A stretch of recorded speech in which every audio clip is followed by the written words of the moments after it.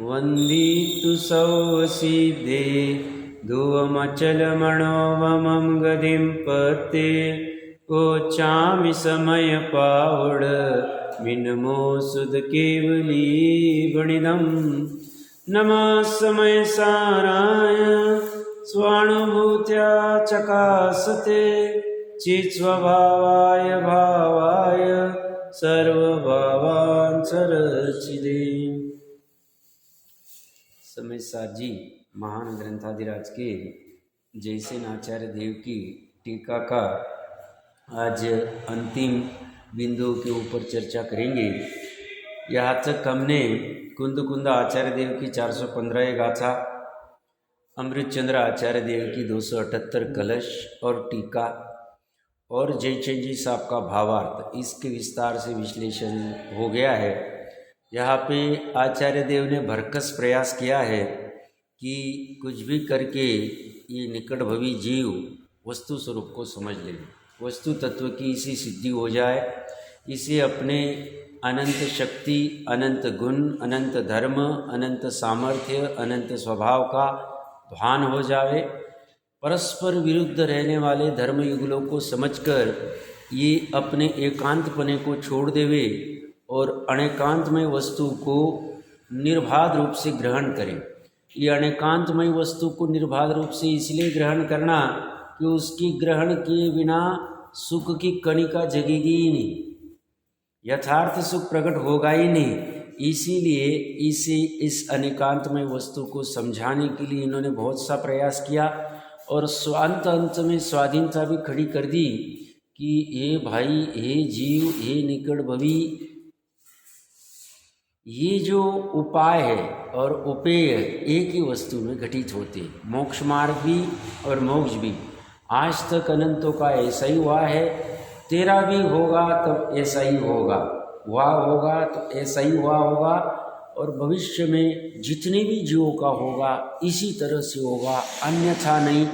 वस्तु स्वरूप ऐसा ही। अभी 763 नंबर पेज पे प्राभूत का अर्थ क्या होता है और इस प्राभूत को जानकर क्या करना चाहिए, बहुत अच्छी भावना भाई है आचार्य देव ने, जयसेन आचार्य देव ने 763 नंबर पेज पे पहली लाइन में देखिए क्या कह रहे हैं। अब प्राभूत एवं अध्यात्म शब्द का अर्थ कहते हैं। समय सार प्राभूत, तो प्राभूत का क्या अर्थ होता है, अध्यात्म शब्द का क्या अर्थ होता है, वो इस प्रकार है। जैसे कोई देवदत्त नामक पुरुष राजा के दर्शन के लिए जाता है और कुछ सारभूत वस्तु राजा को देता है, उसे प्राभूत या भेंट कहते हैं। वैसे ही परमात्मा के आराधक पुरुष के निर्दोष परमात्मा रूप राजा के दर्शन के लिए यह शास्त्र भी प्राभूत अर्थात भेंट है। तो समय सार प्राभूत, समय का सार बताने वाला, आत्मा का सार बताने वाला, 6 द्रव्यों का सार बताने वाला ये भेंट रूप है। ये भेंट क्या है, किसने किसको दी है, तो बोलते जो आराधक पुरुष है वह जब अपने निर्दोष परमात्मा राजा के दर्शन करने के लिए जाता है तो ये भेंट रूप में लेके जाता है उसका। एक्चुअल में बहुत अच्छी कल्पना की है ये, मतलब कुंद देव की हमारे लिए भेंट है। और हमारे लिए भेंट इसलिए नहीं है, वो तो स्वयं अपने निर्दोष परमात्मा राजा के दर्शन करने के लिए जा रहे थे, तो उन्होंने नियम सार आदि ग्रंथ की रचना की जो नित्य दैनंदिनी वो अनुभव करते ही थे। साथ साथ में इसकी भेंट उन्होंने अपने लिए तो ली, हमारे लिए भी देखे गए कि हम भी अपने निर्दोष परमात्मा रूप राजा के जब दर्शन करने जावे तो साथ में इसको लेके जावे, ये साथ रहेगा तो उसके दर्शन हो जाएंगे। ये है द्रव्य श्रुत। इस द्रव्य श्रुत को भाव श्रुत में पकड़ लेवे तो उस राजा के दर्शन हो जाए। कैसा है राजा ये कहीं बाहर बैठा है, ये हम स्वयं ही हैं, अपनी बात कर रहे हैं। देखिए कि ये सुंदर बात कर रहे हैं, परमात्मा के आराधक पुरुष। हम परमात्मा के आराधक है या नहीं है ना, पंच परमेष्टि के आराधक है, ये परमात्मा के आराधक है। तो व्यवहार नहीं से हम पंच परमेष्टि के 9 देवताओं के आराधक हैं, निश्चय नहीं से हम परमात्मा के आराधक हैं। परमात्मा क्या है? तो अपना जो ध्रुव स्वभाव है वही परमात्मा है। उस परमात्मा के आराधक पुरुष के निर्दोष परमात्मा रूप राजा के दर्शन के लिए, ये राजा कैसा है, ये परमात्मा कैसा है? निर्दोष। इस निर्दोष परमात्मा रूप राजा के दर्शन के लिए, अवलोकन के लिए यह शास्त्र भी प्राभूत अर्थात भेंट रूप में है। तो जब जब आराधक पुरुष को इस निर्दोष परमात्मा राजा के दर्शन करने होंगे तो भेंट रूप में ही ले लेना चाहिए। ये लेंगे तो उसके दर्शन हो जाएंगे। किस कारण से यह प्राभूत है? सारभूत होने के कारण यह प्राभूत भेंट है, सारभूत है। इस प्रकार प्राभूत शब्द का अर्थ है रागादि परद्रव्य के आलंबन से रहित विशुद्ध आधारभूत निज शुद्धात्मा में अनुष्ठान, लीनता, स्थिरता करना ही अध्यात्म। अध्यात्म सभी जानते हैं, अधि आत्म, जहाँ आत्मा की अधिकता होती है ऐसा ये अध्यात्म है। और अध्यात्म की आत्मा की अधिकता से किया गया ये शास्त्र अध्यात्म शास्त्र है। आगम के दो द्रव्यानुयोग के दो भेद है, एक आगम और एक अध्यात्म। आगम में 6 द्रव्य की चर्चा होती है, वहाँ हे उपादेय का थी मुख्यता नहीं होती। वह तो बस वस्तु का स्वरूप ऐसा है, उद्गल का स्वरूप ऐसा है, धर्मास्तिकाय का स्वरूप ऐसा है, जीव का स्वरूप ऐसा है, ऐसे गुण होते हैं, इसी पर्याय होती है, 2 या 2 से ज़्यादा परमाणु का ऐसे मिलन होता है। बस इतनी बात करके खत्म कर देंगे। तत्वार सूत्र जी आप अगर पढ़ेंगे तो मुख्यता से वहाँ वस्तु स्वरूप का कथन, वहाँ ये तुम्हारे लिए प्रयोजनभूत है, ये तुम्हारे लिए है, ऐसी कोई बात नहीं। और अध्यात्म के जो शास्त्र होते हैं जैसे समय सार जी है, योग सार जी है, परमात्म प्रकाश जी है, आदि आदि, उसमें आत्मा की मुख्यता से कथन होता है, इसीलिए अधिकता होती। तो यहाँ क्या करें, अध्यात्म किसे कहते हैं? रागादि पर द्रव्य के आलंबन से रहित, मतलब वितरागता के साथ में विशुद्ध आधारभूत निशुद्धात्मा में। निशुद्धात्मा कैसा है? विशुद्धता का आधारभूत है। जब जब विशुद्धि उत्पन्न होगी निशुद्धात्मा के आधार से ही होगी। जब जब विकार उत्पन्न होगा निज शुद्धात्मा से विमुख होके ही होगा। फिर निज शुद्धात्मा से विमुख होके कोई भी परद्रव्य रह सकता। निज शुद्धात्मा एक ही है, उस एक के आधार से विशुद्धि होगी। आज तक एक भी जीव ने ऐसा कभी नहीं हुआ कि उसने निज शुद्धात्मा का आलंबन लिया और उसे विकार उत्पन्न हुआ। ऐसा हुआ नहीं, होगा नहीं, हो सकता नहीं। आज तक जितने भी जीवों ने निज शुद्धात्मा का आधार लिया है उनको विशुद्धि उत्पन्न हुई। विशेष शुद्धि को हो, विशुद्धि को हो, शुद्धोपयोग को हो, चलेगा। और आज तक जिसने भी निज शुद्धात्मा का आधार नहीं लिया है, मतलब निज शुद्धात्मा एक वस्तु है, उसके अलावा जितनी भी कोई वस्तु है, पर वस्तु है, इनका आधार लिया, विकारी उत्पन्न हुआ है। भले ही 10वें गुना स्थान तक हुए, 10वें गुना स्थान तक विकार क्यों हो रहा है? तो निज शुद्धात्मा का पूर्ण आलंबन नहीं हुआ है। संजुलन का लोभ जो बचा है, जितने भी प्रमाण में कचास बची पर का आलंबन है, उतने प्रमाण में विकार, राग है, संजुलन का लोभ है, जो भी कोई अंत तक चलेगा। आज तक जितने भी जीवों ने पर का आलंबन लिया है, निज शुद्धात्मा को छोड़ा है, उनको विशुद्धि हुई ही नहीं, विशुद्धि होगी ही नहीं। पुरुषार्थ सिद्धि उपाय में आएगी चर्चा, वहां पे वो कहेंगे जितने प्रमाण में स्वभाव का आलंबन है उतने प्रमाण में संवर है, जितने प्रमाण में राग का आलंबन है मतलब विकार का आलंबन है, उतने प्रमाण में कर्म बंधन। स्पष्ट रूप से चौथे से 12वें तक, चौथे से 10वें तक चलता ही रहे। 11वां 12वां अभी साता वेदनीय का बंद है, छोड़ दो उसको। तो यह कह रहे हैं रागादि पर द्रव्य के आलंबन से रहित विशुद्ध आधारभूत निज शुद्ध आत्मा। निज शुद्ध आत्मा कैसा है? विशुद्धि का आधारभूत है। उसमें अनुष्ठान करना, हम कहते ना, हम पूजन आदि में अनुष्ठान आदि करते, तो द्रव्य पूजा में करेंगे भूमिका अनुसार। ये अनुष्ठान कहाँ करना है? निज शुद्ध आत्मा में। ये भाव पूजा है। एक्चुअली ये जिन मंदिर आदि खड़े किए गए, भाव पूजन खड़ी की गई, इस भाव पूजा के लिए की गई थी। द्रव्य पूजा भी हमने मजबूरी में खड़ी की। द्रव्य पूजा का इतना महत्व था नहीं। ये तो बाहर में इतना द्रव्य पूजा का चल रहा है, अपने भाई बंधु सब वहां विमुख होकर भाग रहे चमत्कार के नाम पे, उनको रोकने के लिए मजबूरी में हमने खड़े किए, मजबूरी में खड़े किए, और फिर उसका बहुत सारा होता गया। वो काल के प्रभाव से होने वाला, कोई रोकेगा नहीं। और समझदार जीव भाव पूजा को मुख्यता देता है। और भाव पूजा क्या है? निज शुद्ध आत्मा में अनुष्ठान करना, लीनता करना। और फिर ये लीनता होने के लिए सहचारी रूप में, कभी उसको आलंबन रूप में 8 द्रव्य का निर्दोष 8 द्रव्य का आलंबन ले ले तो ले ले भैया, 1 द्रव्य का ले ले तो ले ले, 2 द्रव्य जितनी तेरी बिना ले सकता है तो बहुत अच्छा, कोई बाधा नहीं उसमें।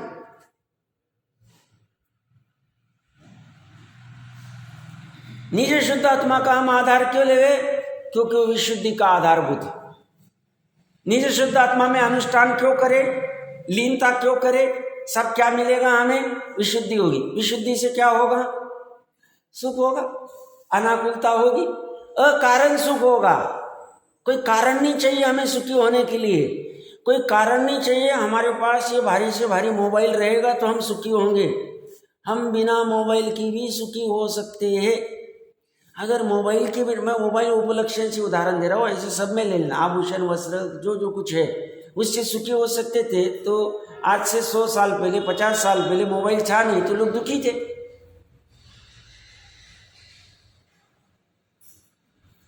आज से 20 साल 30 साल पहले सादा मोबाइल था, वो डब्बा जिसमें सिर्फ फोन आता था जाता था, SMS भी नहीं आता था, पेजर था।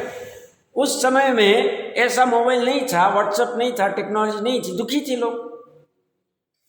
ऐसा कुछ है ही नहीं, सुख है ही नहीं वस्तु पे डिपेंड। ये तो हमें भ्रम हो गया है कि जब जब हमें सुख का अनुभूति होती है तो सामने ये वस्तु होती, तो हमें ऐसा भ्रम हो जाता है कि इसकी वजह से हुआ। ऐसा हुआ नहीं, हमारी इच्छा थी ऐसी कुछ वस्तु होनी चाहिए, वो वस्तु हुई, और हमारे आकुलता की कमी हुई, उसी को हमने सुख मान बैठा और हमने कह दिया इससे सुख हो।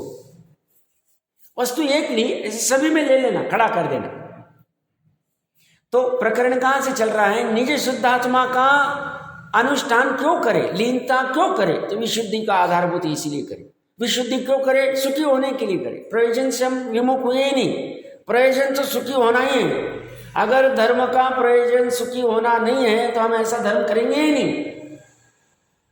धर्म का प्रयोजन सुखी करना, वो भी यथार्थ सुखी करना है, इसलिए हम इसके पास आते हैं। तो इसकी स्थिरता करना ही अध्यात्म है, और इसी में आत्मा की अधिकता है। प्रश्नकर्ता प्रश्न पूछ रहा है, इस प्राभुत शास्त्र को जानकर क्या करे, क्या करना चाहिए? सब इतना पढ़ा हमने, एक एक चीज को जाना, तो क्या करे? सारांश दे रहे, और सारांश यही, इसमें सब आ गया। जैसे ना आचार्य देव ने 4 5 6 लाइन में, 8 लाइन में जितना भी कुछ कहना है 6 बिंदुओं में सब कह दिया। जैसे अपने श्रावक के गृहस्थ के 6 आवश्यक होते हैं ना, ऐसे ही 6 आवश्यक है, 6 बिंदु दिए उन्होंने।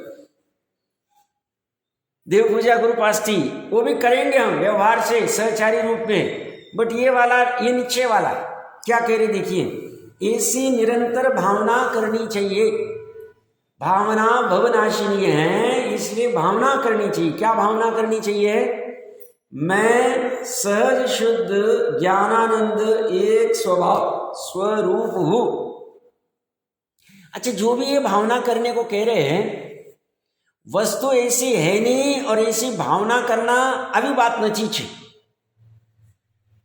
वो कह रहे वस्तु भी ऐसी, स्वरूप भी ऐसा है, और ऐसे स्वरूप की प्राप्ति के लिए तुम भावना करो।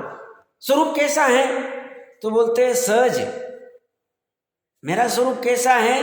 सहज है, शुद्ध है, ज्ञान वाला है, आनंद वाला है, एक है, ऐसा स्वभाव स्वरूप है। दोनों चीजें लगा दी, स्वभाव स्वरूप, रूप भी ऐसा है और भाव भी ऐसा, दोनों एक ही चीज, पर डबल लगा दी, पैकिंग कर दी। तो वस्तु में ऐसा है, स्वभाव से है। अब अनुभूति में नहीं आ रहा है, लीनता में नहीं आ रहा है, प्रतीति में नहीं आ रहा है, ये हमारी पर्याय की कमजोरी। स्वरूप तो ऐसा ही, जब भी अनुभव में आएगा ऐसा ही आएगा। तो ऐसा अनुभव में आने के लिए क्या करना, तो बोले भावना करो। क्या भावना करें कि मैं कैसा हूं, सहज हूं, कठिन नहीं हूं। हम भावना क्या करें, सब आत्मा की प्राप्ति बहुत कठिन है, तो बोलते हैं सहज, मैं हूं सहज और इसीलिए प्राप्त भी सहज होऊंगा। मैंने भ्रम से कठिन मान रखा है, कठिन कर रखा है, मेरी गलती, गलती वस्तु की नहीं, मेरे भ्रम की, मेरी परिणति की, मेरी पर्याय की। सहज क्या है, आत्मा अनंत गुणों का समूह, बस और क्या है। अनंत गुण कहो, धर्म कहो, स्वभाव कहो, शक्ति कहो, बस इतनी बात है। और क्या है आत्मा, आत्मा में है क्या, इसके अलावा हम क्या कहते, त्रिकाली आत्मा में क्या है। पर्याय को छोड़ दो, पर्याय एक समय की, कितना सहज, क्या कॉम्प्लिकेटेड क्या है उसमें। स्वभावमूर्ति के दिखता नहीं, अरे वो तो कह रहे ना मति श्रुत ज्ञान में छह द्रव्य जानने में आ सकती, कैसे दिख नहीं सकता है, दिखेगा ना। और अपनी वस्तु है, दिखेगी ही दिखेगी, सहज है, कठिन नहीं है। कठिन लगता है, सब उसमें तत् भी है, अतत भी है, सत भी है, असत भी है, एक भी है, अनेक भी है, नित्य भी है, अनित्य भी है, विकारी पर्याय भी, निर्मल पर्याय भी है, सब व्यंजन पर्याय भी, अर्थ पर्याय भी, स्वभाव पर्याय भी, विभाव पर्याय भी है, सब अनुजीवी गुण भी है, प्रतिजीवी गुण भी है, अविभाग प्रतिच्छेद भी, ऐसा है वैसा है। अरे छोड़ो तुम उसको, क्या कह रहे, सहजता की बात करें, सहजता की बात करें, समझना चाहिए, कठिन नहीं। हमने कठिन मान रखा है।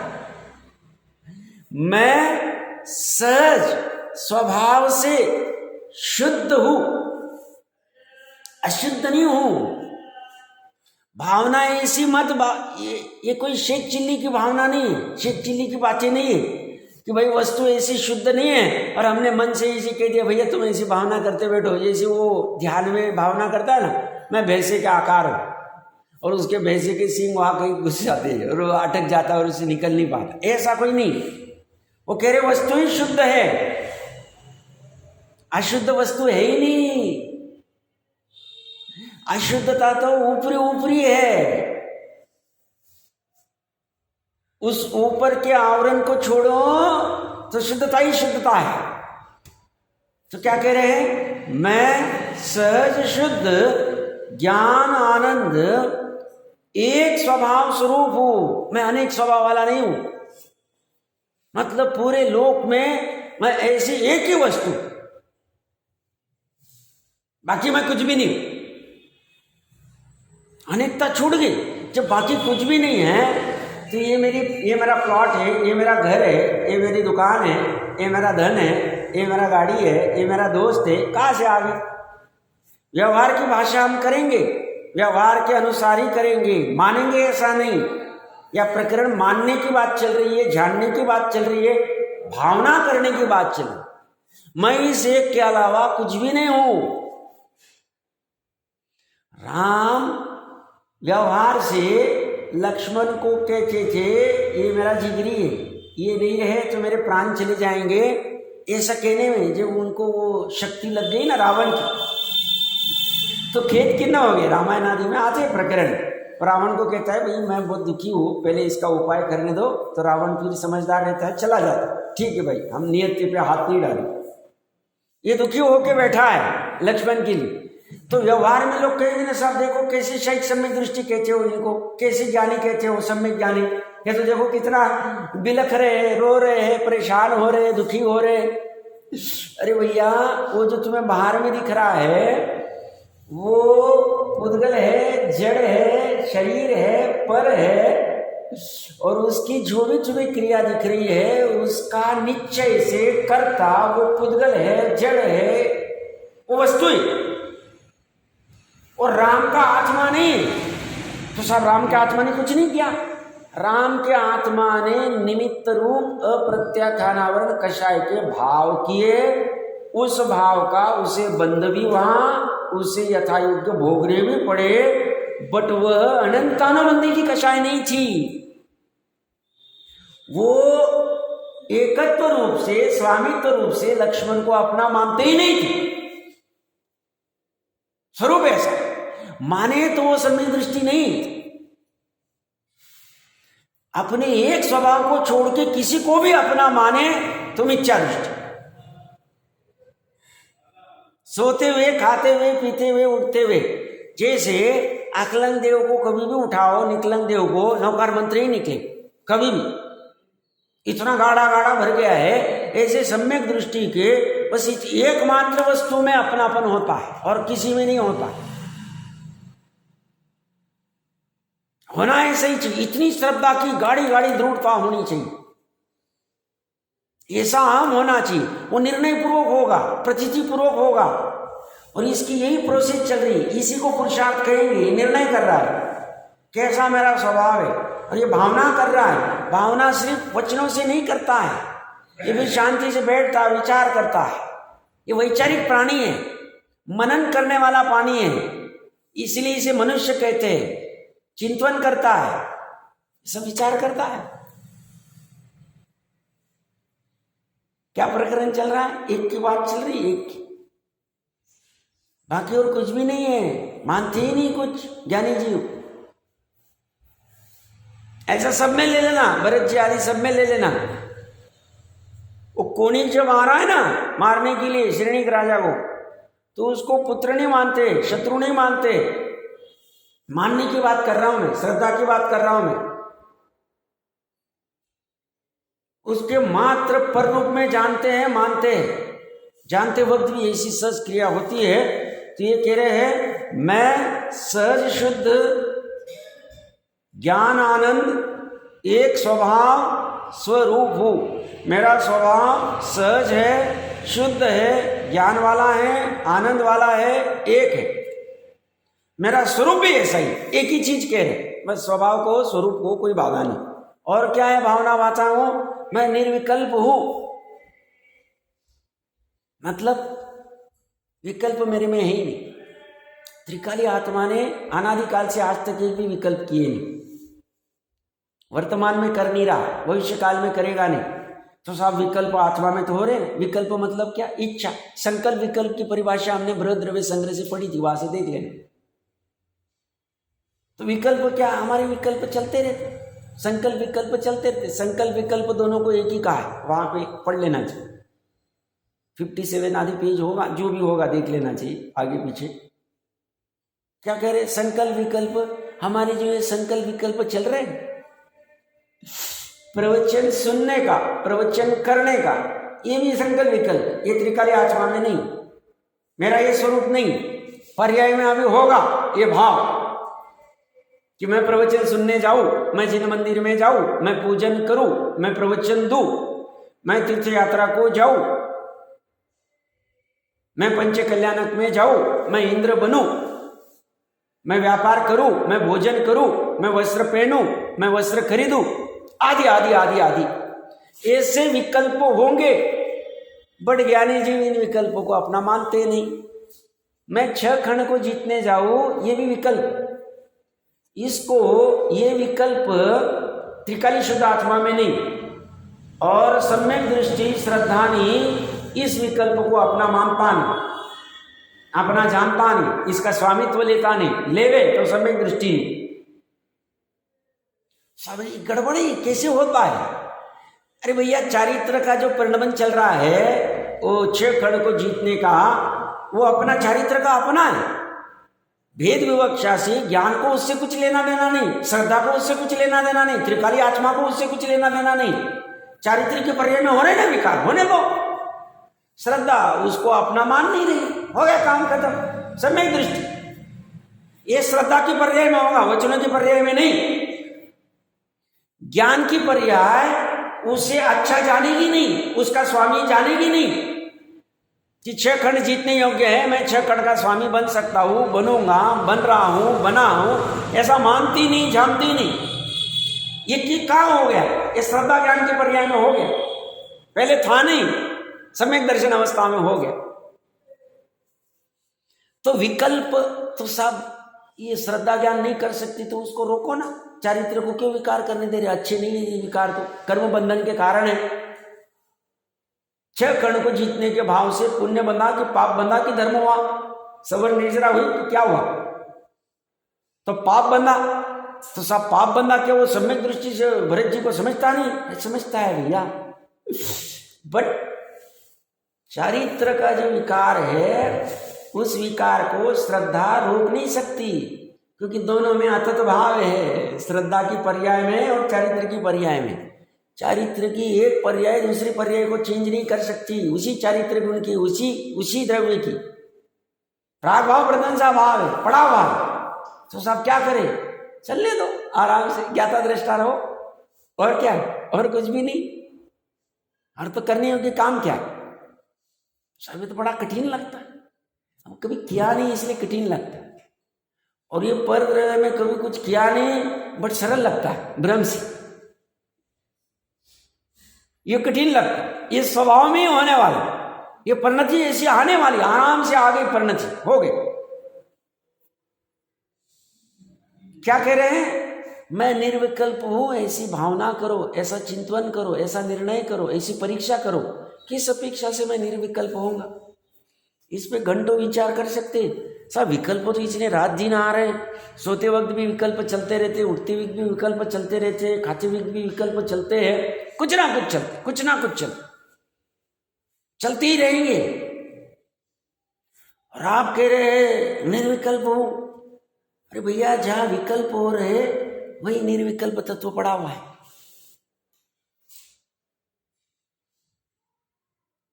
जहां विकल्प हो रहे, क्यों? जहां निर्विकल्प तत्व है वहीं पे विकारी पर्याय हो रही कि नहीं हो रही? तो दोनों के प्रदेश अलग है, क्योंकि पूरे द्रव्य में गुण, पूरे द्रव्य में फैले हुए प्रसारित है। ज्ञान गुण पूरे आत्म प्रदेशों में, ज्ञान की पर्याय पूरे आत्म प्रदेशों में, श्रद्धा गुण पूरे आत्म प्रदेशों में, श्रद्धा की पर्याय पूरे आत्म प्रदेशों में। तो श्रद्धा की पर्याय भी विकार कर रही, और श्रद्धा गुण निर्मल पूर्ण बन गई। हो सकता है, हो सकता है। श्रद्धा गुण कोई विकल्प कर रहा है? कोई नहीं विकल्प कर रहा है। ज्ञान गुण कुछ विकल्प कर रहा है? कुछ नहीं कर रहा है। चारित्र गुण कुछ विकल्प नहीं कर रहा, गुण कह रहा हूं, चारित्र की पर्याय विकल्प कर रही। दोनों के प्रदेश है, बट दोनों में फिर भी अतत भाव है। वो पर्याय गुण में नहीं, गुणों के समरूप द्रव्य में नहीं, वो द्रव्य पर्याय में नहीं, दोनों जुदा जुदा। वाह गजब।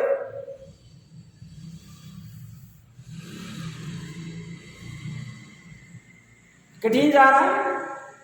वस्तु स्वरूप की चर्चा चल रही, वस्तु स्वरूप ऐसा ही, ऐसे निर्विकल्प तत्व की भावना करना, चिंतन करना, निर्णय करना, परीक्षा पूर्वक निर्णय होगा सुखी होने का उपाय।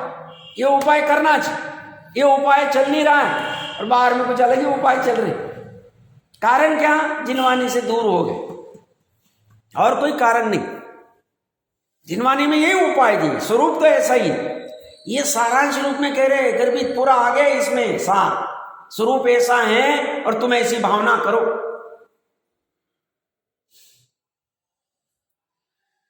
और क्या कह रहे हैं? मैं उदासीन हूं, तीनों जगत से उदासीन। उदासीन मतलब क्या? बाहर में लौकिक में कर, और उदासीन आदमी है, वो कुछ काम का नहीं, पड़ा रहता, बैठा रहता है, कुछ सामान्य क्या कहते। देखो हम कितना हंस रहे, खेल रहे, मजे कर रहे, दौड़ रहे, घूम रहे, यहाँ वहाँ कुछ ना कुछ कर रहे हैं, कुछ ना कुछ चलता है। उदासीन और प्रेरक हमने पढ़ा होगा ना, उदासीन निमित्त, प्रेरक निमित्त। प्रेरक मतलब प्रेरणा करता, उदासीन मतलब कुछ नहीं। जैसे बल्ब को उदासीन निमित्त कहा, भाई पढ़ाई कर रहे हैं, उदासीन निमित्त। प्रेरक निमित्त कोई हमें कह रहा है भाई पढ़ाई करो, ये तो उसने प्रेरणा दी और हमने पढ़ा और इसकी वजह से हुआ, तो साहब इनका काम हुआ इसकी वजह से। तत्व कैसा है? उदासीन है। ऐसा उदासीन तत्व जब श्रद्धा ज्ञान में आ जावे तो पर्याय भी उदासीन हो जाती। 3 लोग 3 काल से ये करना पड़ेगा। हम ये करें नहीं, 3 लोग 3 काल से निरावलंबी होए नहीं और हम कहे हमें सम्यक दर्शन हो जाना चाहिए। साहब कैसे होगा? होगा ही नहीं। सब हमने तो इतनी पूजा की, इतनी तीर्थ यात्राएं की, इतने दान दिए, इतने व्रत पाले, इतने रस्सी का त्याग किया, 6 रस का, इतना स्वाध्याय के नाम पे स्वाध्याय किया। ये उदासीन तत्व हो ऐसा अनुभव नहीं कर पाते द्रव्यलिंगी मुनि 11 अंग वाला। देखो कितनी गड़बड़ हो जाती।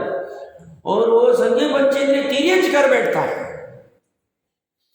सामर्थ्य देखो उसकी पर्याय की होनार अपेक्षा से होनार देखो, पुरुषार्थ अपेक्षा से पुरुषार्थ देखो। पर्याय किसने प्रकट की? पुरुषार्थ दिख रहा है, वह पुरुषार्थ है। वो पूरा सब तरफ से जोर निकाल के मैं उदासीन तत्व हूं, आत्मा उदासीन हो गया समस्त जगत की तरफ से। क्यों मुनिराज समझदार है? क्यों चले जाते जंगल? क्यों एकांत में चले जाते? उदासीनता अच्छी लगती हूं। स्वरूप गुप्त होना अच्छा लगता है। स्वरूप गुप्त कह रहे अपने आप। और सामान्य हम जैसे जीवों को क्या लगता है? अरे भाई बोर हो गया, 1 घंटे से अकेला ही बैठा था, कोई था नहीं बात करने को, मोबाइल भी चल नहीं रहा था, चलो किससे बात करते, किससे मिलते, कुछ ना कुछ करते हैं, कुछ ना कुछ दुकान पे जाएंगे, बाजू वाले से बात करेंगे, यहाँ जाएंगे वहाँ जाएंगे, कुछ ना कुछ कुछ ना कुछ कुछ ना कुछ कुछ ना कुछ। अरे कुछ ना कुछ करने में उदासीन तत्व से तिरस्कार हो रहा है, विमुख हो रहे। तत्व कैसा है? उदासीन का अर्थ क्या है? सहज रूप में रहे, उदासीन जगत से, ना सुख में फूलना, ना दुख में दुखी होना, कुछ नहीं, आराम से है वैसा उदासीन।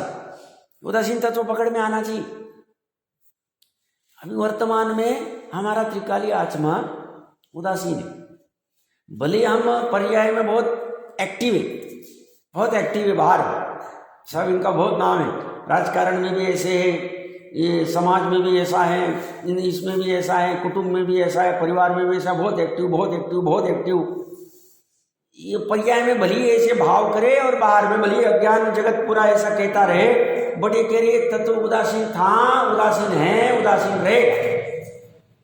अभवी का भी, दुरानुर्भवी का भी त्रिकाली स्वभाव ऐसा ही। पर्याय में उसे भान नहीं हो पाता है, वो बात जुदा है। और हम जैसे निकट भवियों को ये अनुभव हो सकता है, ये बात जुदा।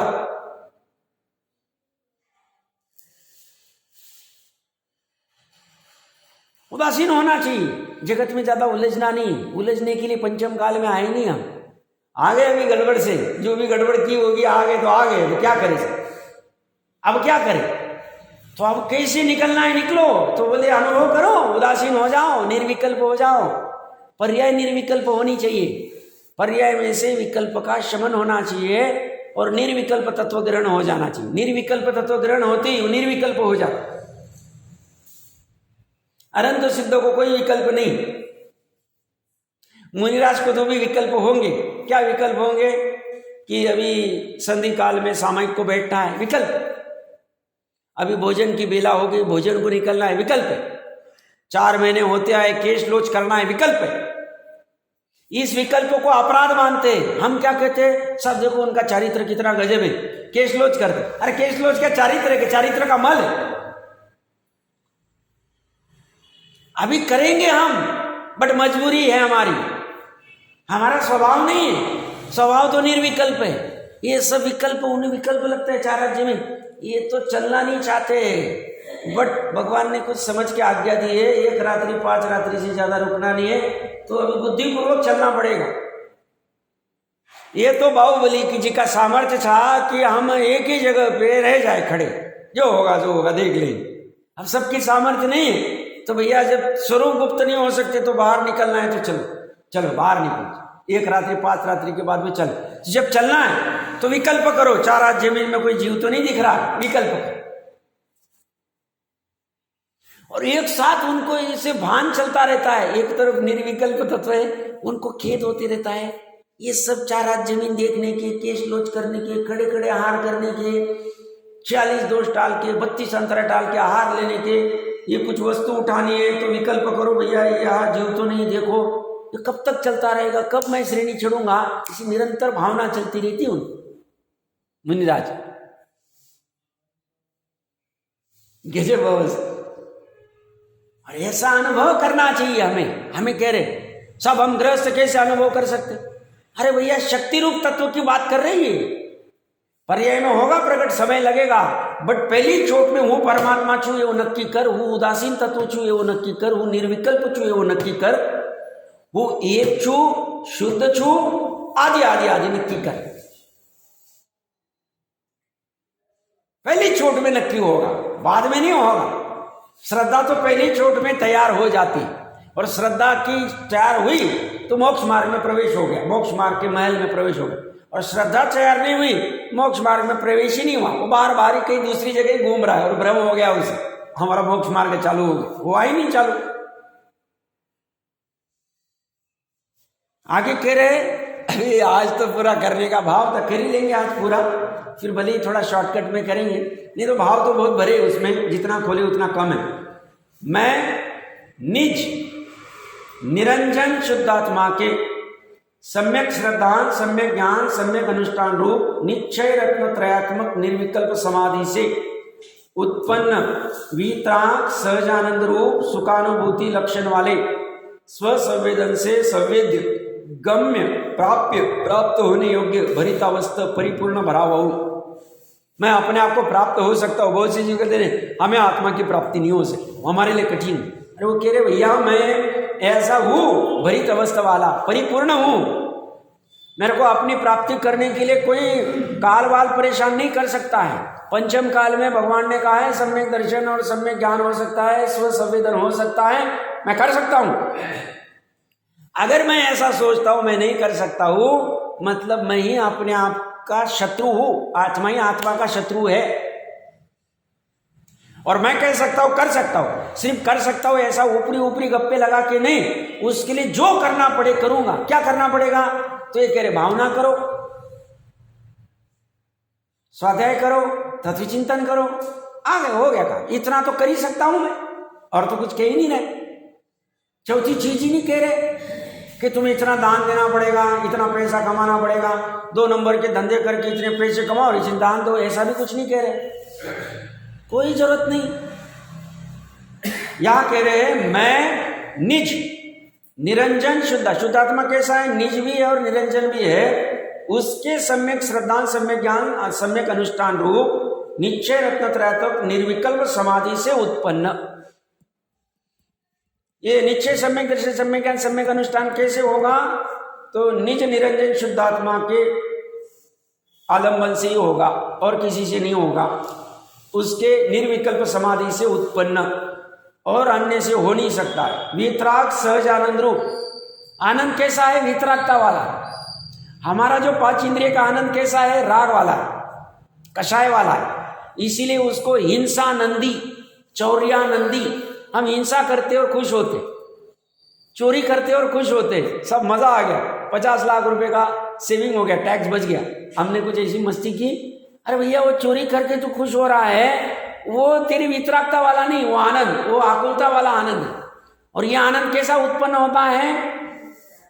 ये वितराग सहज आनंद होता है, सहज होता है, वितराग होता है। और ये 50 लाख की चोरी करने में, वो प्लानिंग करने में टेंशन, वो चोरी करते वक्त टेंशन, चोरी पकड़े जाने का टेंशन, निरंतर भय बना रहता है। या ऐसा नहीं, ये सहज वाला है, वितराग वाला है, सुख, और उस सुखानुभूति लक्षण वाले स्वसंवेदन से संवेद्य गम्य प्राप्य प्राप्त होने योग्य भरितावस्था से परिपूर्ण हूं। मैं राग द्वेष मोह क्रोध मान माया लोभ पंचेंद्रिय विषय व्यापार मन वचन काय व्यापार भाव कर्म द्रव्य कर्म नो कर्म ख्याति पूजा लाभ दृष्ट श्रुत अनुभूत भोगाकांक्षा रूप निदान माया मिथ्यात्व शल्य त्रयादि सर्व विभाव परिणामों से शून्य हूं। अभी वर्तमान में परिणाम हो रहे आत्मा में, तो सब कैसे रही थे भैया? आत्मा में जहां परिणाम हो रहे वहीं पे एक तत्व ऐसा है जो मैं हूं, उसकी भावना करो, उसका अनुभव करो। उसका अनुभव करोगे तो तुम्हारे राग द्वेष मोह निकल जाएंगे, क्रोध मान माया लोग निकल जाएंगे। सब राग द्वेष मोह तो हमने 10वें गुण स्थान तक जाना है। अरे भैया अनंतानुबंधी वाला निकल जाए, तुम्हारा संसार खत्म हो जाए, तुम्हारा मिथ्यात्व निकल जाएगा, भ्रम निकल जाएगा। इसका अनुभव करती कैसे? वही पे तत्व पड़ा।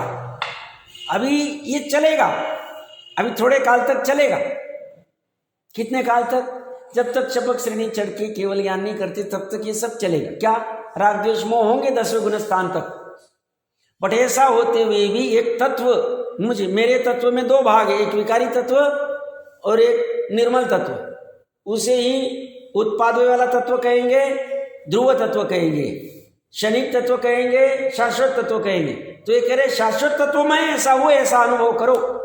मैं क्षणिक तत्व हूं, मैं उत्पाद वाला हूं, मैं विकारी तत्व हूं, ऐसा अनुभव करोगे तुम्हारा संसार बढ़ेगा। क्या अनुभव करोगे? मैं रागी द्वेषी, क्रोधी मानी, आदि आदि आदि, और मैं इससे रहित हूं, ऐसा अनुभव करो, निर्णय करो। और निर्णय कब होगा?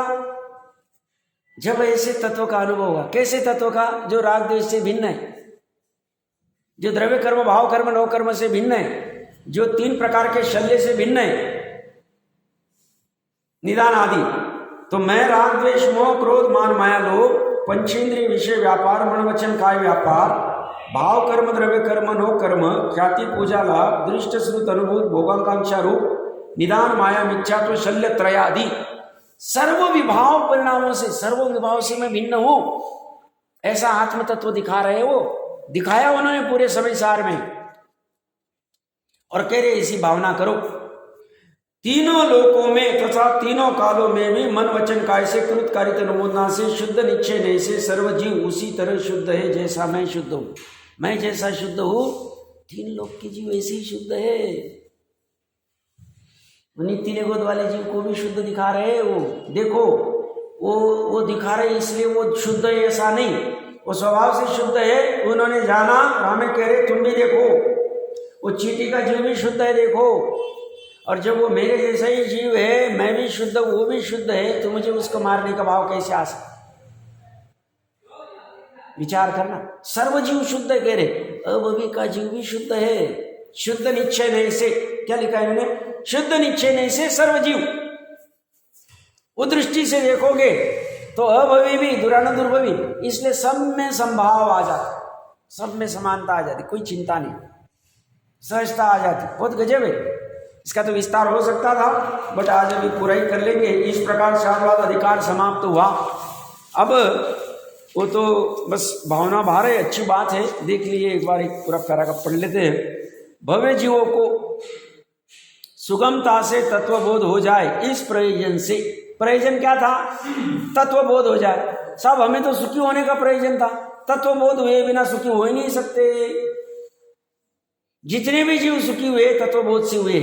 तो तत्वबोध एक कारण का कारण है, सुखी होने का कारण तत्वबोध है, और तत्वबोध का प्रयोजन इस शास्त्र से सदेगा। इस प्रयोजन से यहाँ इस ग्रंथ में प्रचुरता से पदों की संधि नहीं की गई, और वाक्य भी भिन्न भिन्न रखे गए। मतलब हमने जटिलता नहीं की, सरलता लाने का प्रयास किया।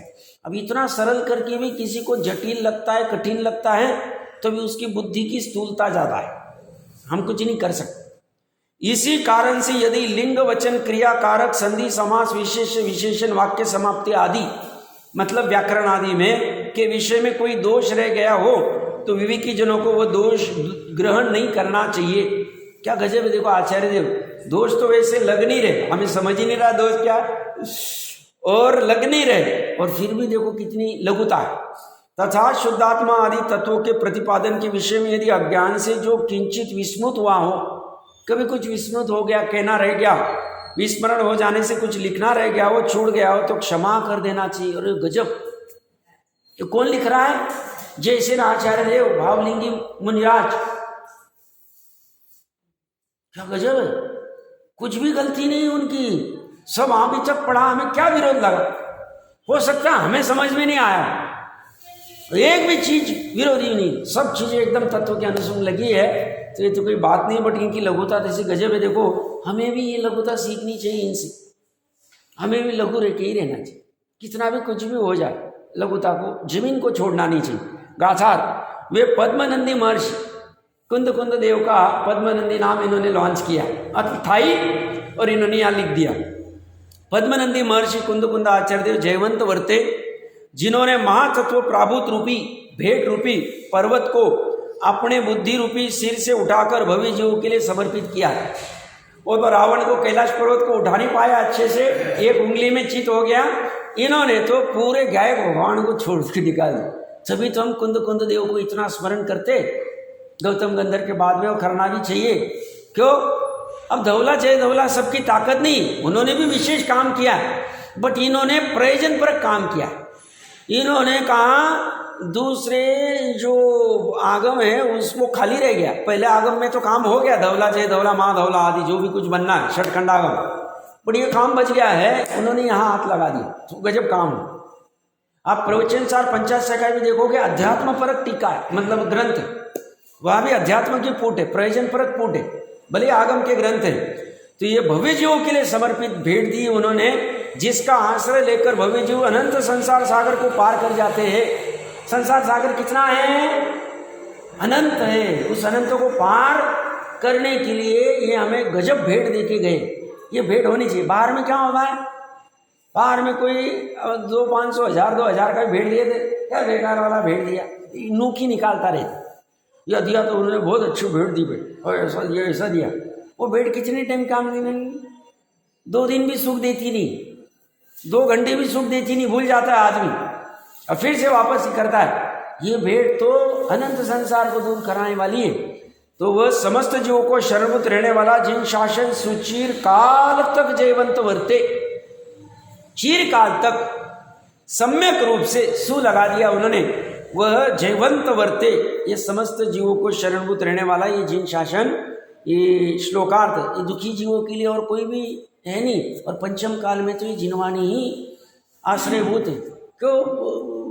अगम्य क्षेत्र में कहाँ जाए ढूंढने उनको गुरु, और तीर्थंकर सर्वज्ञ तो है ही नहीं। श्लोकार्थ में एक श्लोकार्थ दिया उन्होंने, उसका अर्थ देखिए, आत्मस्वरूप के रसिक जनों द्वारा वर्णित इस तात्पर्य नामक प्राभुत शास्त्र को जो कोई भी आदर पूर्वक महामहिमा से भली भांति सुनेगा, अच्छी तरह से सुनेगा, अच्छी तरह से पढ़ेगा, अच्छी तरह से अभ्यास करेगा और इनकी प्रभावना करेगा।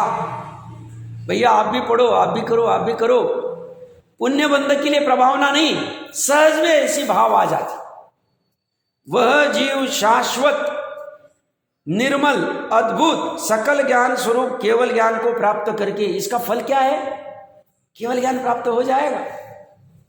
उसके आगे सदा के लिए मुक्ति रूपी ललना में अर्थात मोक्ष लक्ष्मी में आसक्त लीन रहेगा, अव्याभास सुख को भोगेगा अनंत काल के लिए।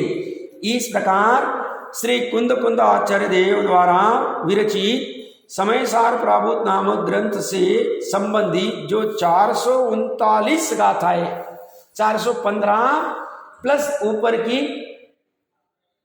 उनकी 34 गाथाएं, ऐसी अतिरिक्त 34 गाथा मिला के उसकी श्री जयसेन आचार्य द्वारा 10 अधिकारों में लिखी तात्पर्य वृत्ति संस्कृत टीका समाप्त हुई, और इस तात्पर्य टीका का हिंदी भाषा में यह अनुवाद समाप्त हुआ। ओम नमः सिद्धिभ्ये। बहुत अपनी चर्चा तो अच्छी से हो गई है। चलो अभी हम अभी कल से जैसे भी अपना डिसाइड हुआ है, अपना पुरुषार्थ सिद्धि उपाय शास्त्र की स्वाध्याय प्रारंभ करते हैं। वो भी अच्छा गजब ग्रंथ है, अमृत चंद्र देवी है, कोई ज़्यादा कहने की आवश्यकता है। और टोडरमल जी ने कहा था कि उसकी टीका आदि लिखी, वो सब समझेंगे, कल विचार करते हैं।